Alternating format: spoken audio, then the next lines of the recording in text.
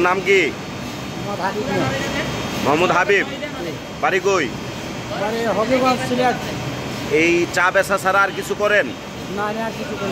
দৈনিক কয় টাকার এই যে ব্রাহ্মমান চা বেচেন কয় টাকার?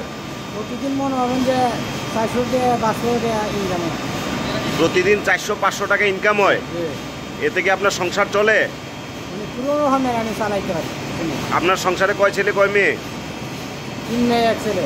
3 মেয়ে 1 ছেলে। মেয়েদের কি বিয়ে শাদী দিচ্ছেন? না, মেয়েরা কাজ করে। মেয়েরা কাজ করে? কোথায় কাজ করে? একলা করে কাটনেছো আর একলা মানে কারখানা। লেখাপড়া কেউ করে না? না, লেখাপড়া বাপ। লেখাপড়া করে না কি লিগা? টাকা পয়সার সমস্যা, অর্থনৈতিক সমস্যা? হ্যাঁ, অর্থনৈতিক সমস্যাই কিন্তু লেখাপড়া করতে লাগছে। ঢাকা আইছেন কয় বছর হয়? পুরা ফ্যামিলি ঢাকা থাকে? কয় বছর হয় ঢাকা আইছেন? প্রায় 6 মাস হয়েছে। 6 মাস হয়েছে। বন্যা ঢাকা আইছি।